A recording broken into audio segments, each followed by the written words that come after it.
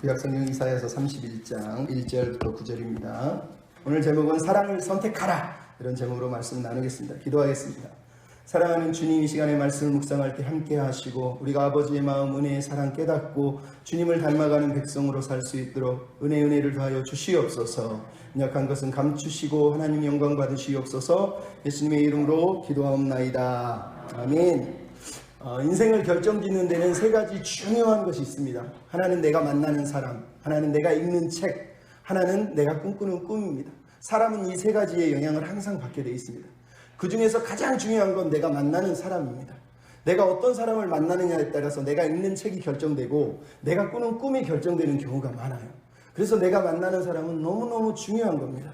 특히 내가 만나는 사람들은, 그 중에서도 가장 중요한 사람은 좋은 부모, 좋은 스승, 좋은 친구, 좋은 동료, 그리고 좋은 아내 좋은 사람을 만나야 돼요. 하나님은 우리에게 항상 돕는 배필, 좋은 자를 만나기를 원하시고 그것을 기대하십니다.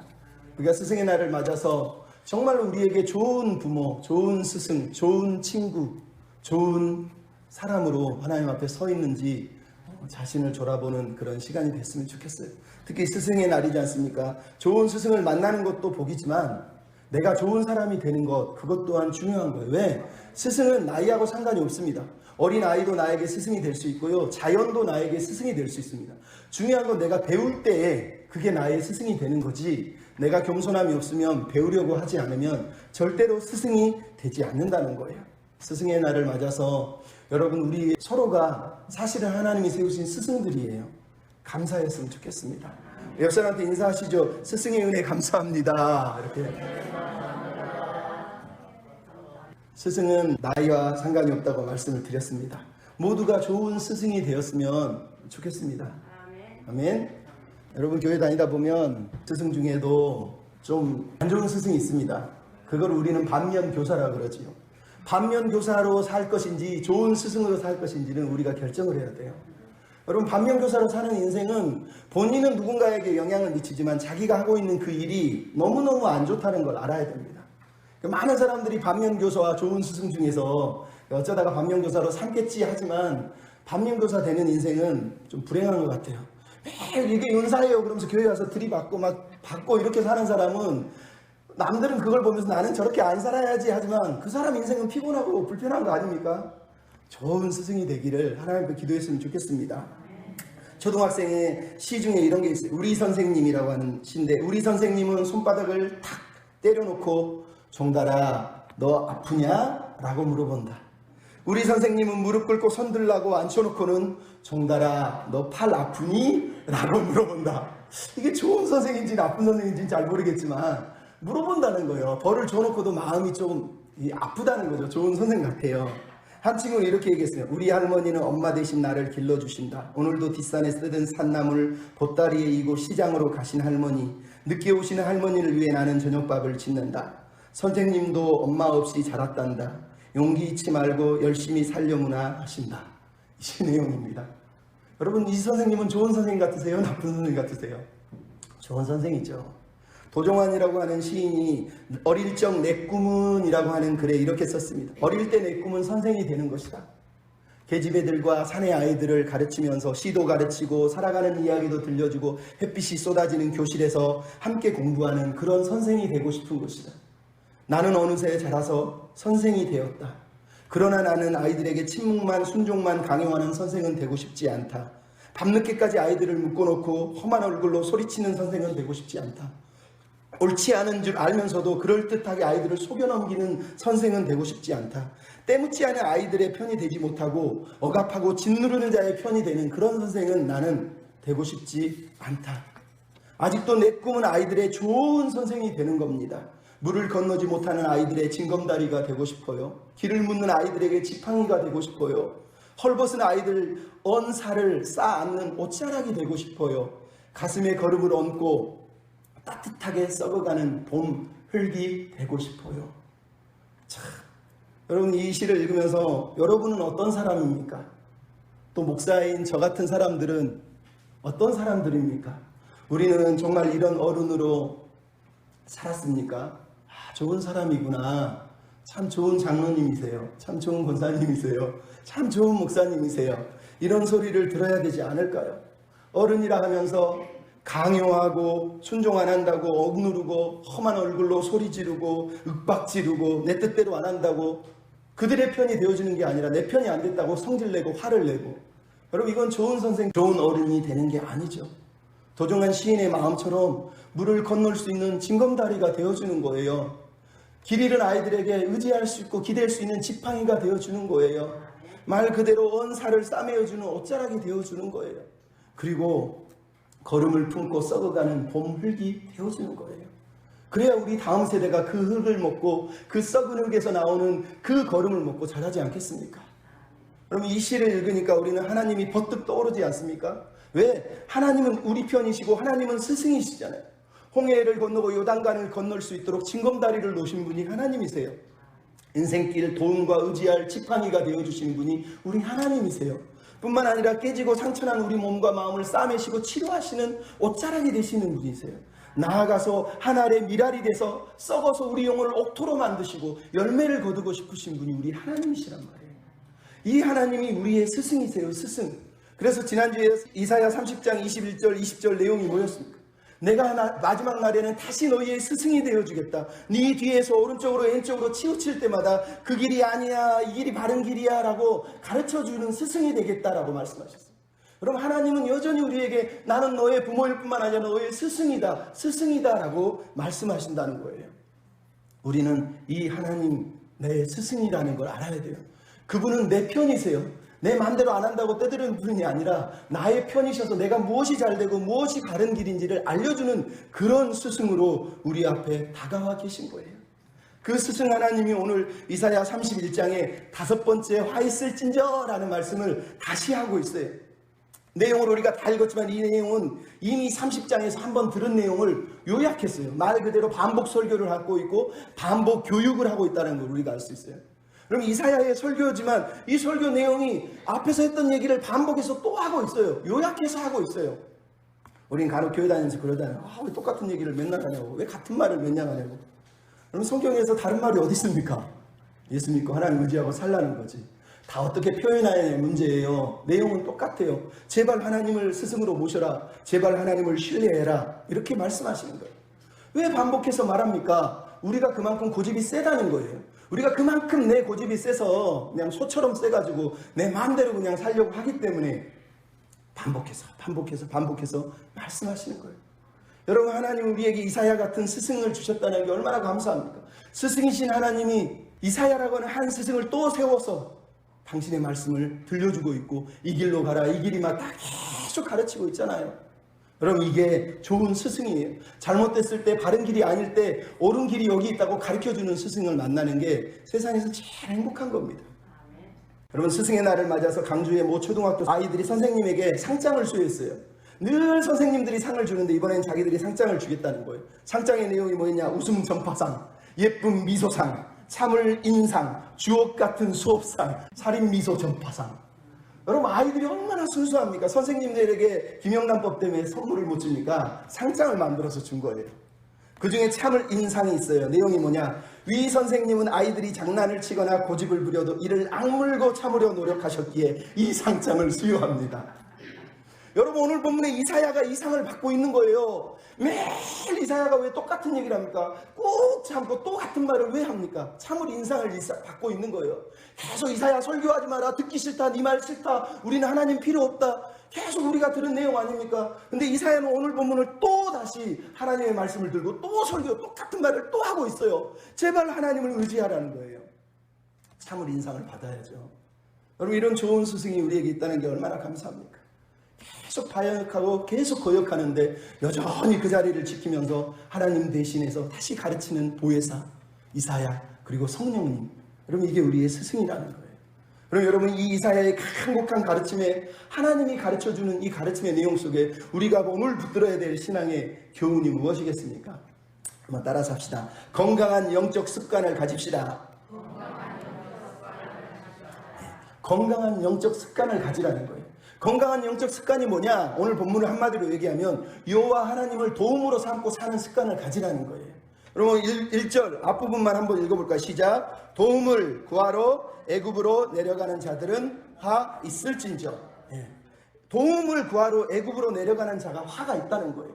여기서 도움이라는 이 히브리어 단어는 하나님이 돕는 배필이라고 쓸 때 쓰는 그 에즈라, 우리가 에스라를 얘기할 때 쓰는 단어가 바로 에젤이에요. 근데 성경에서 에즈라라고 하는 에젤 단어는 언제나 하나님이 자기 이름을 나타낼 때 쓰는 단어예요. 하나님은 인간의 도움이 되신다는 걸 강조할 때 쓰는 단어가 도움이에요. 근데 오늘 본문이 뭐 했다고요? 이스라엘 백성들이 도움을 구하러 애굽으로 갔다는 거예요. 하나님이 도움이신데 우리가 지난주에도 이미 살펴봤지만 도움이신 하나님을 거절했다는 거예요. 돕는 배필, 내 옆에서 나를 돕기로 결정한, 마치 내 부인처럼 내 남편처럼 내 곁에서 나를 지켜주기로 약속했던 그 돕는 배필이 하나님이신데 우리가 그 돕는 배필을 외면했다고 지금 말씀하고 있는 겁니다. 여러분, 하나님이 그래서 마음이 아픈 거예요. 특별히 뭐가 나옵니까? 말을 의지하고 병거를 의지하고라는 단어가 나와요. 이 단어가 바로 기대다 라는 뜻이에요. 지팡이, 힘들 때 어려울 때 붙고 기댈 수 있는 지팡이, 그게 하나님이신데 지금 이스라엘 백성들은 뭐 했다고요? 애굽에게 도움을 구하고 애굽을 의지했다고 말씀을 하고 있잖아요. 그 내용의 핵심이 뭐예요? 애굽으로 내려갔다는 거예요. 여러분, 성경에서 이스라엘 백성을 얘기할 때 항상 하는 말이 있습니다. 애굽에서 너희를 끌어올렸다는 얘기예요. 데리고 왔다는 거예요. 올라가는 건 하나님이 우리를 구원하시는 언어예요. 하지만 내려갔다는 얘기는 하나님을 버렸다는 의미예요. 결국은 이스라엘 백성들은 지금 세상으로 퇴보하고 있는 거죠. 여러분, 이스라엘 백성들이 지금 의지하고 있는 게 뭡니까? 말, 병거, 마병이에요. 말, 병거, 마병을 의지한다는 게 뭐예요? 말 그대로 세상의 힘을 지금 의지하고 있다는 거예요. 예수님을 시험할 때 마귀가 했던 게 뭡니까? 돌을 떡으로 만들어봐라. 생산성을 말하는 거예요. 멀리서 뛰어내려봐라. 기적을 보여줘라. 영광을 받으라는 거예요. 산 위에서 나한테 절하라는 거예요. 여러분, 세상이 우리한테 하는 방법은 다 똑같아요. 하나님의 뜻하고 상관이 없이 그냥 먹어서 배부르고 많이 누리고 많이 가지는 게 마치 하나님의 꿈인 것처럼 사단이 들려주고 있잖아요. 지금 이게 이사야가 보고 있는 이스라엘 백성들의 모습이기 때문에 이사야가 아파하는 거예요. 여러분, 우리가 살면서 도움을 구하지 않을 수 있습니까? 하나님이 아니라 우리는 그 누구에게도 도움을 사실은 구해야 돼요. 오늘 본문이 말하는 건 그러므로 도움을 구하지 말라고 얘기하는 게 아니라 본질적인 얘기를 하고 있는 거예요. 본질적인 얘기. 여러분, 인간은 도움이 없이 살 수가 없어요. 어려운 일 당할 때 친구한테 전화할 수 있고 아는 사람한테 전화할 수 있는 거예요. 그게 뭐가 잘못됐겠어요? 중요한 건 하나님이 오늘 본문에 하신 말씀이 뭐겠어요? 우리가 도움을 구하는 인간이 불완전하다는 거예요. 도울 힘이 한정되어 있다는 거예요. 한계가 있다는 거예요. 근데 자꾸 인간에게만 도움을 구하고 하나님께 도움을 구하지 않는 그게 문제라고 지금 말씀을 하는 거예요. 하나님이 여전히 살아계신데 하나님이 아니라 자꾸 세상을 향해 나가고 있는 모습 때문에 하나님이 아파하신다는 거예요. 어떤 과학자가 쥐를 2마리를 실험을 했어요. 한 마리는 이 독 안에다가 쥐를 넣어놓고 뚜껑을 딱 닫아서 칠흑하던 어둠 속에 놓고요. 한 마리는 그 독에 구멍을 뚫어서 햇빛을 비춰준 거예요. 실험을 해봤는데 이 지륵 같은 어둠 속에 있는 독 안에 있는 쥐는 3분도 안 돼서 죽었답니다. 왜? 아무것도 안 보이니까 캄캄하니까 절망해서 죽은 거예요. 하지만 햇빛이, 한 줄기 햇빛이 들어온 쥐는 36시간을 살아내더라는 거예요. 아무것도 안 줬는데도. 여러분, 무슨 얘기 하는지 알겠습니까? 왜 이런 일이 벌어졌겠어요? 마음가짐이란 마음가짐. 세상이 절망으로 가득 차 있다고 생각할 때 죽어가는 거예요. 하지만 그 절망을 이겨내기 위해서 우리는 한 줄기 빛을 찾는 거예요. 근데 성경은 우리에게 하나님이 빛이라고 말하는 것뿐만 아니라 그 독 안에서 아예 우리를 꺼내서 하나님의 햇빛을 바라보고 살게 해준다고 성경이 우리에게 말씀하지 않습니까? 그래서 우리가 하나님을 의지해야 되는 거예요. 뭐라 그럽니까? 시편에 하나님을 의지하는 의인이 있고 하나님을 거절하고 떠나버린 악인이 있다고 말하잖아요. 의인의 삶은 항상 햇빛이 청청하고 물가에 시냇가에 사는 그런 은혜의 백성이에요. 하지만 악인은, 하나님을 떠난 사람들은 바람이 날리는 겨일 뿐만 아니라 결국은 악인의 길, 결국은 죄악의 길, 멸망의 길로 갈 수밖에 없어요. 바른 길이 어떤 길인지 듣지 않기 때문에, 스승이 없기 때문에 망가지는 거예요. 그래서 성경이 우리에게 말하는 거예요. 영적인 습관을, 늘 건강한 습관을 가지라는 거예요. 여러분, 시편 1편의 내용이 뭐예요? 복 있는 사람이 하는 일이 뭐예요? 주야로 말씀을 묵상해요. 주야로. 주야로가 무슨 뜻입니까? 매일 말씀을 묵상하는 습관을 가졌다는 얘기를 하는 거예요. 여러분, 이스라엘 백성들이 망가지고 있는 내용의 핵심이 바로 이겁니다. 그들의 습관이, 영적인 습관이 완전히 망가졌다는 거예요. 하나님 지금 말씀하신 너 왜 애굽에 도움을 구했어? 이 얘기가 아니라 너는 항상 그랬다는 거예요. 항상 그 습관이었다. 항상 그렇게 못된 짓을 했다는 거예요. 이 영적 습관이 잘못 들어있다는 거예요. 그들은 지속적으로 하나님을 바라보는 게 아니라 항상 세상의 힘을 부러워하고 세상의 힘을 사랑했고 세상의 힘을 의지했던, 하나님을 믿는데 하나님을 사모한 게 아니라 늘 세상을 쳐다보고 저 세상에 가면 좀 더 행복하겠지 했다는 거예요. 그러니까 교회에서는 하나님께 예배를 드려주는데 밖에 나가면 내 삶을 책임져 주는 분은 하나님이 아닌 거예요. 그래서 하나님을 구하지 않은 거예요, 이들은. 그래서 하나님이 필요 없다고 말을 하고 있는 거예요. 그래서 하나님이 아파하시는 거예요. 그래서 오늘 본문이 하나님 말씀하는 거예요. 도움을 구하러 애굽으로 내려가는 그 사람이 화가 있다는 말은 거꾸로 우리에게 건강한 습관이 필요한데 늘 하나님께 도움을 구하는 사람이 돼야 된다는 거예요. 하나님만이 나의 도움이지, 나의 돕는 배필이지 하고 살아야 된다는 거예요. 내 옆에 딱 붙여놓고 하나님 내 아내십니다 이런 의미처럼 돕는 배필이란 단어가 그거예요. 에셀을, 나의 도움이시다는 거예요. 어떤 하나님의 도움입니까? 따라서 거룩하신 하나님을 앙모하라. 예. 여러분 1절에 나오잖아요. 하나님이 어떤 분이라고요? 거룩하신, 이스라엘의 하나님, 거룩하신 하나님을 앙모하지 않고 하나님께 너희들이 구하지 않았다라고 얘기하는 거예요. 앙모하다는 단어는 히브리어 단어는 쳐다보다, 그냥 바라보다는 얘기, 말 그대로 뚫어지게 쳐다보는 거예요. 구하지 않는다는 히브리어 단어는 다라시라고 그러는데 무슨 얘기냐? 자주 찾아가서 묻다라는 뜻이에요. 그냥 한번 묻다는 뜻이 아니라 습관처럼 늘 찾아간다는 뜻이에요. 지금 하나님이 무슨 얘기하는 줄 아시겠죠? 너희들은 늘 습관처럼 애굽으로 찾아가는데 그러지 말고 나한테 습관처럼 찾아오라는, 눈만 뜨면 나한테 찾아오고 밤에 자기 전에 찾아오고 매일 하나님께 찾아와서 하나님께 물어보라고 지금 얘기하는 거예요. 애굽에 피하고 애굽의 그늘에 피하려고 하고 하나님께 묻지 않았다고 이사야 30장 2절에도 얘기했잖아요. 하나님께 묻고 하나님께 물어보고 구하고 찾으라고 지금 말하는 거니까요. 여러분 하나님께 구하고 찾는 이유가 뭐예요? 거룩하신 하나님이기 때문에. 여러분 우리가 구하는 것들을 다 누린다는 건 불행한 거예요. 하나님은 우리가 구하는 걸 다 주시지 않으세요. 어떤 걸 주세요? 거룩하신 걸 주세요. 거룩하신 뜻에 합당한 걸 주시는 거예요. 애굽으로 달려가는 게 하나님 보시기에 뭐가 잘못됐겠어요? 그래 니네들 잘 먹고 잘 살기 위해서 구하는 거지. 인간적으로는 옳아요. 하지만 거기에는 하나님의 뜻이 없다니까요. 하나님의 거룩하심이 없어요.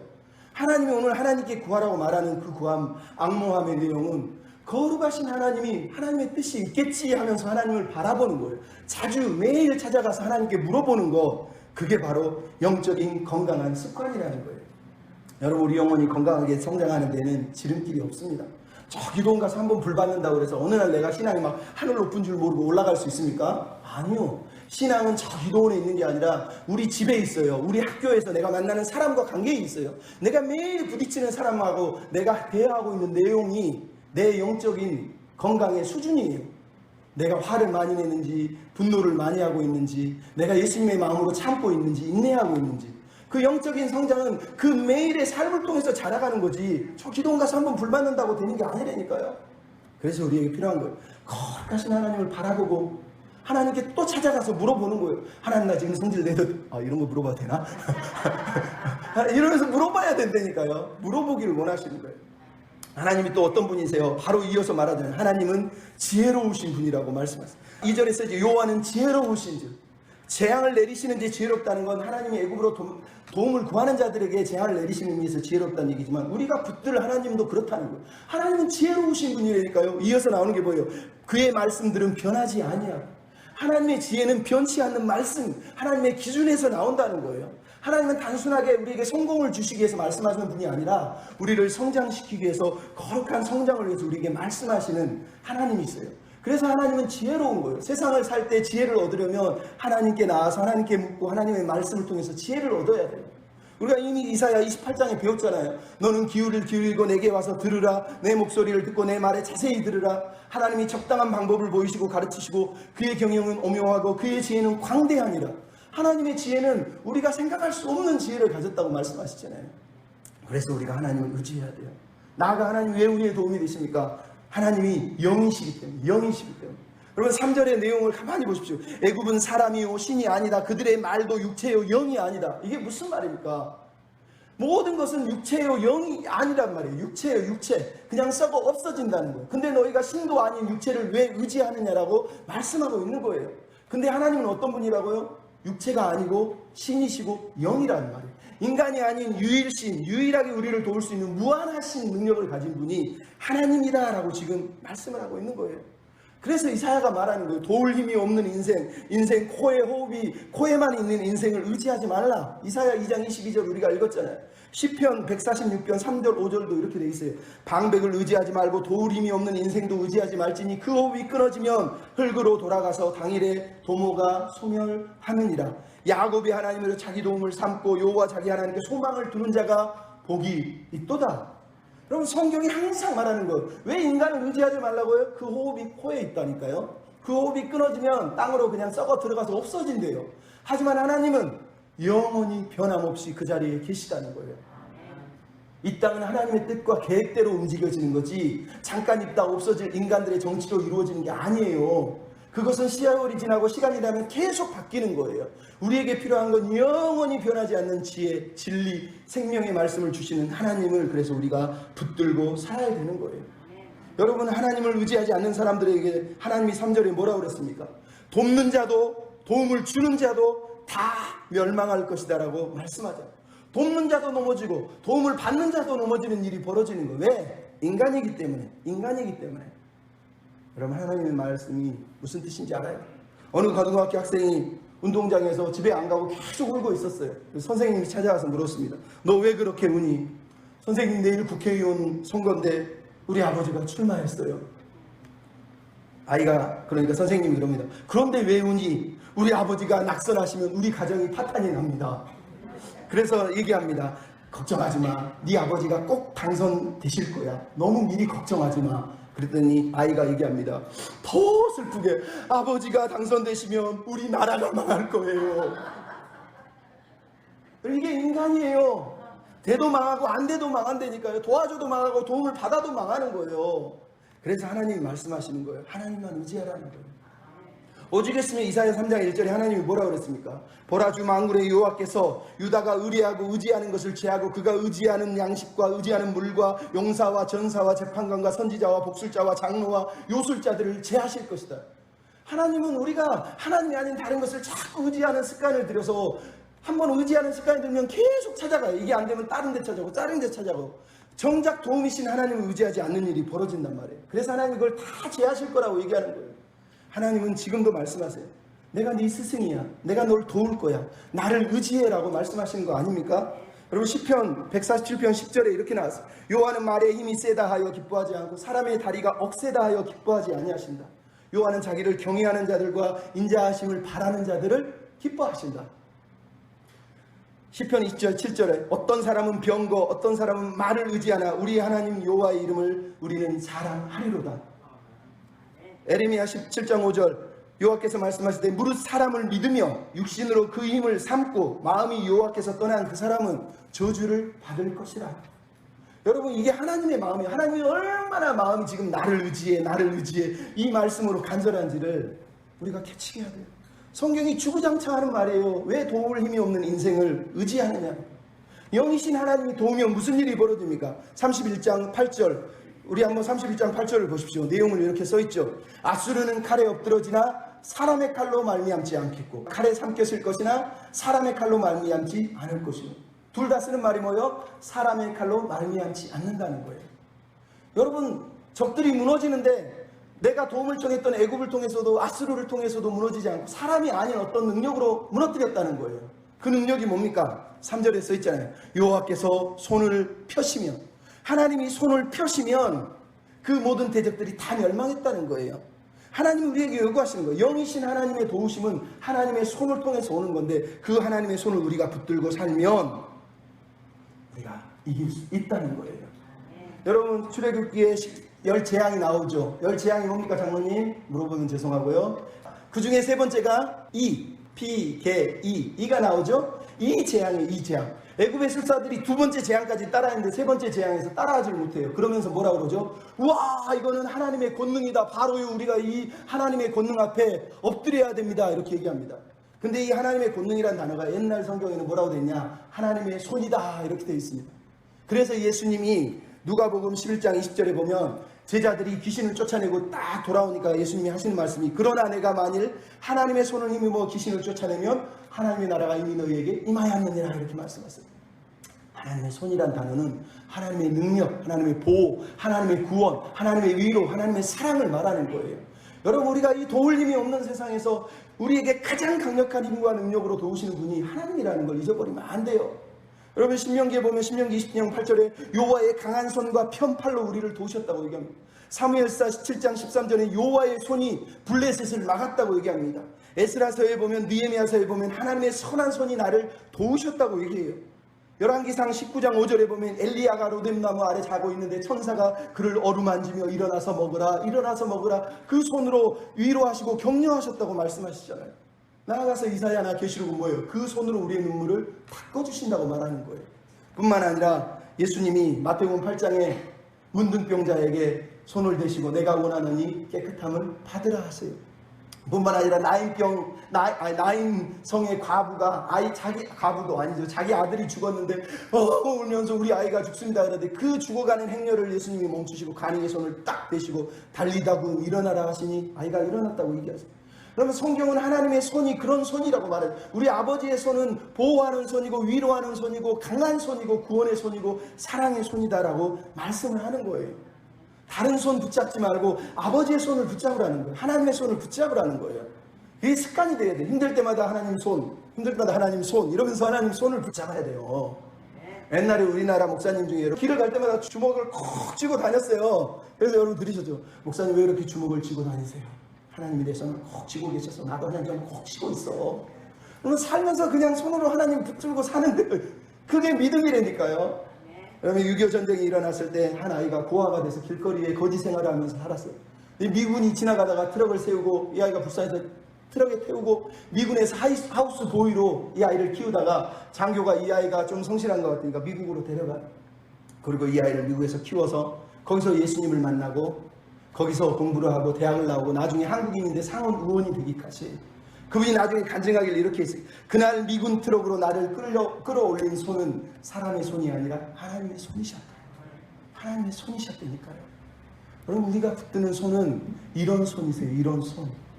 여호와의 손이 우리를 때리고 무너뜨리는 손이 아니라 우리를 건지고 구원하고 보호하고 위로하고 눈물을 닦아주시고 싸매주시고 안아주시고 그런 손이라니까요.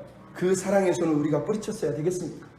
여러분, 영화 닥터 지바고라는 영화를 제가 너무 좋아하는데 그 영화의 마지막 장면을 보면 닥터 지바고의 형이 닥터 지바고의 딸을 찾아서 헤매다가 결국은 만나요. 딸을 만나서 물어봅니다. 너 왜 네 아버지랑 헤어졌니? 그러니까 아이가 얘기합니다. 그때는 전쟁통이고 여기저기 폭탄이 터지고 불바다가 돼서 어쩔 수 없이 헤어진 거예요. 그랬더니 다시 물어보고 너 왜 아버지하고 헤어졌는지 다시 얘기해봐. 그랬더니 아버지가 제 손을 놓았어요. 아버지가 손을 놨다는 거예요. 그랬더니 그 장군이 얘기합니다. 내가 너에게 사실을 말해줄게. 로마노프라고 하는 그 사람은 네 친아버지가 아니야.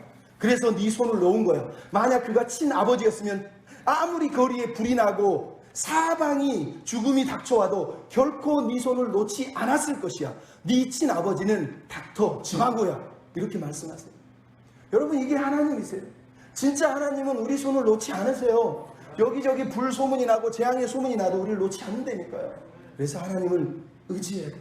하나님 지금 말씀하세요. 이 손을 펴서 아수르를 치고 도움을 구하지 않는 사람은 치지만 반대로 하나님은 자기를 의지하는 자들에게 그 손으로 붙잡아 주시고 일으켜 주시고 세워 주시고 안아 주시고 힘 주신다고 말씀하시지 않습니까? 하나님께 도움을 구하는 습관을 가졌으면 좋겠어요. 여러분, 오늘 아침에 목사님 얘기했잖아요. 그 스님 생각해 보십시오. 어려서부터 그냥 집 떠나가지고 거리를 헤매다가 스님을 만나서 그것도 잘못 만나고 거기서 스님까지 돼서 근데 그분이 쓴 내용 중에 그런 게 나와요. 내가 18년 동안 감옥에서 사형주들을 만났는데 어느 날 자기 신이 그랬대요. 저거는 내 거다. 죽어가는 사람을 보고 그러더라는 거예요. 깜짝 놀랐다는 거예요. 자기 안에 그러니까 이게 귀신이 들어온 거죠. 사실은 사람이 사형수가 죽어가는 걸 보면서 저건 내 거야 내 거야 했다는 거예요. 어떻게 이런 신이 있을 수 있어요? 여러분, 우리 하나님은 우리를 죽이는 분이 아니라 살리는 분이에요. 얼마나 좋습니까? 그래서 우리는 아버지 우리 아버지 그러잖아요. 근데 불교는 뭐예요? 남의 아버지 남의 아비탑을 남의 아비탑. 왜 남의 아비를 부르냐고요. 우리 아버지가 필요한 거지. 안 그렇습니까? 농담이에요. 여쭤보시고 우리 아버지를 의지하고 살아야 돼요.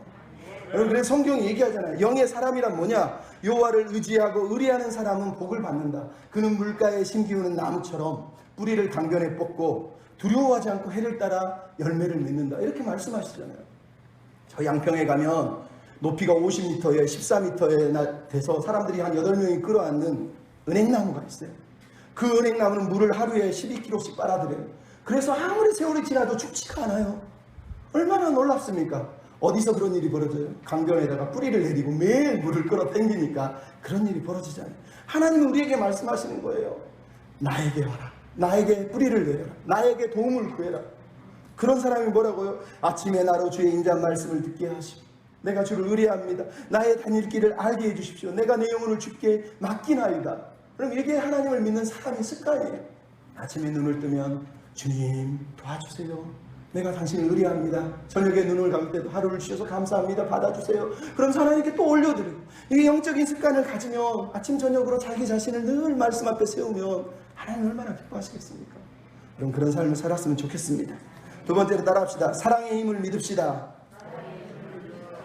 사랑의 힘을 믿으라는 거. 하나님은 우리 아버지시고 우리 스승이라면 하나님은 우리를 사랑하시는 그 사랑의 힘을 믿으라는 거예요.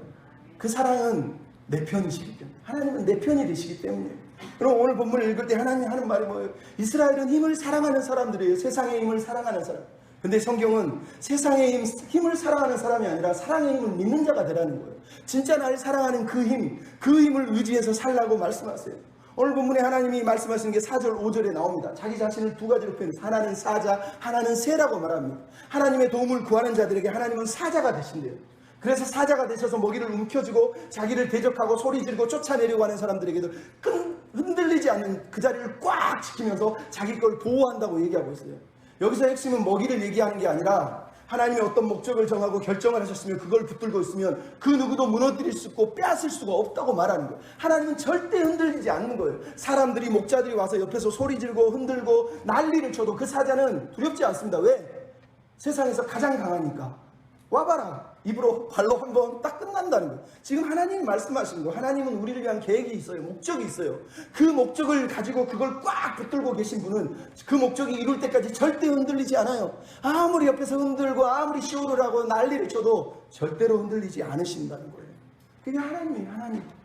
이 하나님은 우리 하나님이시라고 말씀하시는 거예요. 그래서 뭐라 그런가 4절 끝에 우리를 위해 싸우신다는 거예요. 우리를 위해 싸우신다는 거예요. 하나님은 당신의 목적을 이루시기 위해서, 우리를 향한, 자식을 향한 성장을 위한 계획을 이루시기 위해서 싸우시는 거예요. 그러면 세상의 애들 마마보이 키우면서 어려운 일 하지마, 힘든 일 하지마, 고생하지마 이러지만 하나님은 그런 분이 아니세요. 하나님은 우리가 그냥 세상 편하게 막 여기저기 막 술 먹고 나빠져서 그냥 살라고 부르시는 게 아니라 하나님의 뜻과 계획과 목적이 있기 때문에 그 목적을 이루기 위해서 우리를 훈련하시는 분이라니까요. 그래서 우리에게 필요한 거는 이 아버지의 마음을 붙잡는 거예요. 하나님이 뭐라 그럽니까? 새라고 그래서 새. 여기서 어미새가 뭐라 그럽니까? 새끼를 보호하기 위해서 날개치며 푸닥푸닥거리며 호위하며 건지며 뛰어넘어서 지켜준다고 얘기하잖아요. 그럼 이게 아버지의 마음이라는 거예요.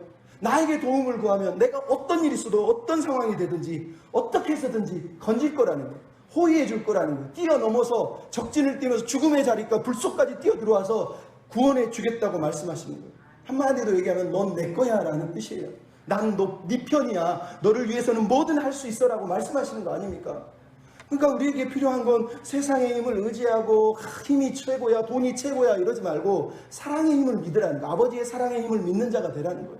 그 사랑은 진짜 힘이 있다니까요. 우리가 어머니 보고 슈퍼맨이라고 그러잖아요. 세상의 어머니가 슈퍼맨들이에요. 다. 그죠? 애 살리려고 자기 목숨같이 던지잖아요. 뉴스에도 몇 번 나오지만. 그럼 하나님도 그런 분이잖아요. 자기 아들까지 내어주시면서까지 우리를 사랑하시는 분이에요. 그래서 우리에게 필요한 건 이 하나님을 의지하고 신뢰하고 이 하나님의 사랑의 힘을 믿어야 돼요. 내 부모가 나를 죽이려고 나를 불렀겠습니까? 구원하고 세워서 성장시키려고 우리를 부르신 거예요. 그 하나님의 힘을, 사랑의 힘을 믿으라는 거예요. 그거 외에는 답이 없는 거예요. 여러분, 조서한이라고 하는 사람이 있어요. 하나로 샴푸도 만들었고 2080이라고 하는 치약도 만든 CEO가 한 명 있습니다. 이 사람이 근데 23살에 육군 소위로 임관했다가 소대장으로 근무하다가 실수로 수류탄이 터져서 오른쪽 팔이 잘려나갔습니다. 소식을 듣고 자기 여자친구가 찾아왔어요. 병원에 누워있는 남자친구를. 그리고 아무 말도 안 하고 자기를 지켜보더래요. 그래서 누워있는 이 사람이 머뭇머뭇하다가 30분 만에 물어봤어요. 아직도 나 사랑해요? 여자가 고개를 2번 끄덕 했어. 너무 감사하더래요. 근데 갑자기 이런 생각이 들더래요. 멀쩡한 사람 만나서 행복하게 살 수 있는데 굳이 나 같은 사람을 왜 만나니? 그러면서 화를 내면서 나는 당신 필요 없다고, 더 이상 필요 없다고, 나는 이렇게 이기적으로 살 수가 없다고, 당신도 행복을 찾아가라고, 내가 너무 이기적인 것 같은 생각이 들어서 그거를 거절했대요. 그랬더니 여자가 눈시울을 퍽 흘리면서 눈물을 흘리면서 그러더랍니다. 지금까지 당신한테는 내가 필요 없었겠지만 이제부터는 당신 곁에 내가 있어야 해요. 팔이 하나 없는데 이제는 내가 진짜 옆에서 지켜야 되는 거 아니냐는 거죠. 그랬더니 얼마 안 있다가 아버지가 찾아왔어요. 딱 상황을 보더니 딸을 불러서, 야, 너 멀쩡한 놈들 놔두고 뭐 하는 짓이냐? 빨리 헤어져라. 좋은 사람 만나라. 그랬더니 여자애가 성질을 버럭 내면서 그랬어요. 아버지, 절대로 그런 일은 일어나지 않을 거예요. 사람이 살다 보면 무슨 일이 벌어질 텐데, 만약 어머니가 아버지가 팔 하나 잃었는데 팔 하나 잃은 걸 보고 아이 병신 그러면서 딴 사람한테 가면 기분이 좋습니까? 나는 그럴 수 없다고 그렇게 얘기를 했다는 거예요. 그러면서 나는 이분 팔을 사랑한 게 아니라 이 사람을 사랑하는 거예요. 사랑하는 거예요. 그랬다는 거예요. 여러분, 오늘 본문에 하나님 우리에게 하시는 얘기가 그거예요. 따라서 사실은 사랑을 선택하라. 사랑을 선택해야 돼요. 여러분, 매일 선택의 기로에 설 때 우리가 선택하는 그 선택이 내 마음에, 내 동기에, 내 신앙의 모습을 드러내는 거예요. 내가 뭘 선택해야 될까요? 선택의 기준은 하나예요. 사실은 사랑이에요. 사랑. 여러분, 우리가 매일 고민할 때마다 선택의 기준이 하나라는 건, 하나님은 뭘 기뻐하시지? 사랑하면 기뻐하는 걸 찾는 거 아닙니까? 사랑하면 기뻐하는 게 뭔지를 물어보는 거 아닙니까? 그거를 선택하는 거예요. 지금 원망과 불평이 쌓일 때, 원망할까 감사가 있을 때, 미워할까 사랑할까가 있을 때, 용서해 줄까 그냥 승질내고 화를 낼까 소리칠까가 있을 때 뭘 선택해야 됩니까? 사랑을 선택하면 돼요. 뭐가 하나님께 기쁨이 되지? 뭐가 하나님이 기뻐하시는 일이지? 무엇이 하나님이 그래 잘했다라고 하실 일이지? 그거를 선택하는 사람이 돼야 된다는 거예요. 여러분, 아내를 사랑하는 사람이 바람피는 게 사랑입니까? 아니잖아요. 진짜 사랑하면 그 사람을 위해서 사는 거 아닙니까? 오늘 본문에 이사야가 뭐라 그럽니까? 여호와께 돌아오라, 돌아오라. 이 말이 단순하게 몸만 내 곁에 있어줘 이 얘기가 아니라는 건 우리가 다 알잖아요. 몸만 오라는 게 아니에요. 마음도 오라는 거예요. 사랑의 마음을 품고 내가 너를 이렇게 사랑하는데 너도 날 사랑해주면 안 되겠니? 내게로 와라, 내게로 와라, 이렇게 말하는 거예요. 우리에게 필요한 건 사랑을 선택하는 거예요. 와서 옆에서 남남처럼 있으면 뭐합니까? 맨날 예배는 드리는데 남남처럼 쳐다보고 남남처럼 하나님 무시하고, 예배는 드리는데 눈은 저기 애굽을 계속 바라보고 있는 게 하나님이 기뻐하실 일이냐고. 아니라는 거예요. 마음도 애굽을 쳐다보지 말고 마음도 이제 나를 쳐다보고 나를 사랑하는 사람으로 살아달라고 하나님이 말씀하신 거 아닙니까? 옛날에 어떤 교수님이 강의하는데 이런 얘기했어요. 우리나라가 일제강점기 시대에 너무너무 비참하게 살았는데 남들이 막 3.1운동하고 태극기 흔드는데 어떤 사람은 태극기를 흔들고 싶고 용기가 안 나가지고 집에서 이불 덮고 속으로 태극기 맞아, 태극기 맞아 이랬다는 거예요. 근데 나중에 해방이 됐어요. 이 사람이 제일 먼저 동사무소 이런 데 찾아가지고 내가 독립운동을 했으니 나를 독립수사로 채워주세요 그랬다는 거예요. 죄송합니다. 안 됩니다. 증거를 보여주십시오. 내가 이불 속에서 대한독립 만세를 불렀어요. 여러분, 우리 신앙이 그렇다는 거예요. 사랑하면 밖에서 태극기를 들고 흔들었어야죠. 태극기 집회를 말하는 게 아닙니다. 오해하지 마시고 하나님 대한독립 만세 하듯이 하나님 도와주세요. 사랑하는 모습을 삶으로 보여줘야 되는 거란 얘기예요. 맨날 집에서 이불 덮어놓고 교회에서 이불 쓰고 하나님 사랑해요 사랑해요 밖에서는 하나님 의지하지도 않고 살면서 뭔 짓이냐고. 그 대한독립 만세를 어떻게 인정을 해주냐고요. 하나님도 그러세요. 저기 나가서 친구들하고 만날 때, 학교에서 사람들하고 대화할 때, 일할 때 내가 하나님 사랑하는 모습을 보여줄 때 너 나 사랑하는구나 이렇게 하시는 거죠. 밖에서는 막 성질 내고 욕심 부리고 지할 거 다 해놓고 교회 와서 하나님 사랑해요 이불 덮고 하나님 대한독립 만세 하는 거하고 똑같잖아요. 하나님이 기뻐하지 않습니다. 진짜 사랑해야 돼요. 어떻게 사랑하라고 그럽니까? 7절에 나오죠. 우상을 버리라는 거예요. 우상을 버리라는 거예요. 여러분, 너희가 우상을 버리고 내게 돌아오라는 거예요. 우상을 던져버리라는 거예요. 여러분, 우상이 얼마나 무서운지를 우리가 알잖아요. 하나님이 가장 싫어하는 건 언제나 우상이에요. 우상. 하나님보다 더 사랑하는 거. 여기에 설명이 뭐가 필요합니까? 하나님은 지금 사랑을 선택하고 사랑하는 백성으로 살라고 말씀하시지 않습니까? 하나님 우리에게 가장 좋은 걸 주시기 위해서 오늘도 우리와 함께 하시는 분이세요. 사랑을 선택하면 일어나는 게 두 번째가 있어요. 여호와의 단련하심을 믿는 거예요. 우상을 버리고 그 다음에 뭐가 나옵니까? 9절의 맨 끝에 시온은 여호와의 불이요 예루살렘은 여호와의 풀무다라고 말씀하고 있어요. 여호와의 불이 시온에 있고 풀무가 예루살렘에 있다. 이게 무슨 말입니까? 여러분, 풀무, 불, 단련하는 불을 말하는 거예요. 하나님은 지금 적들이 예루살렘을 쳐들어오고 있지만 실제로 하나님은 그들을 통해서 이스라엘 유다 백성들을 단련하기 위해서 풀무로 그들을 훈련시키고 있을 뿐이지, 아수르나 애굽은 몽둥이고 불쏘시개 불에다 집어넣고 땔감처럼 떼고 끝나버린다는 거예요. 하지만 너희는 땔감이 아니라 내 목적을 이룰 나의 거룩한 뜻을 이어갈 내 백성이다라고 지금 하나님이 말씀을 하시는 거예요.